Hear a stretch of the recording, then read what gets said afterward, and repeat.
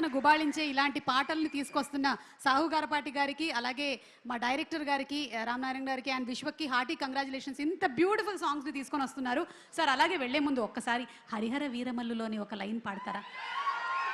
నాకు తెలుసు ఇది కావాలి నాకు, అందుకనే. అది నేను పాడకూడదండి. అవునా? ఈరోజు పాడకూడదా సార్? పాడొచ్చు అంటే అది ఈరోజు పర్వాలేదు సార్. ఉండండి ఒక నిమిషం. పాడతాను సార్. పాడకూడదంటే పాడకండి, ఎందుకంటే పాడొద్దని నేను పాడించాను అనుకుంటారు మళ్ళీ. పాడతాను. నాకు సంబంధం లేదు.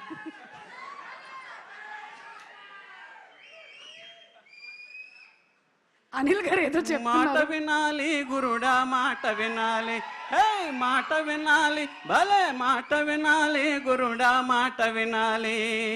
ఉత్తది కాదు మాట తత్తర పడక, రే చిత్తములో నా చిన్న ఒద్దికుండాలి.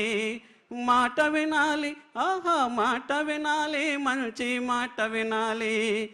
ఇంకెక్కువ పాడకూడదండి, ఎందుకంటే ట్యూన్ మారిపోతుంది. అది నేను ట్యూన్ చేసుకునింది, సార్ గారు పాడినారు దాని మళ్ళా వేదిక మీద.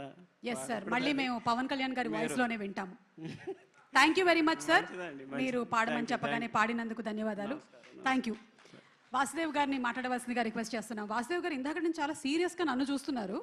బేసికలీనే వాసుదేవ్ గారు సీరియస్ గా ఉంటారా, లేకపోతే ఈ రోజు నన్ను సీరియస్ గా చూస్తున్నారో నాకు అర్థం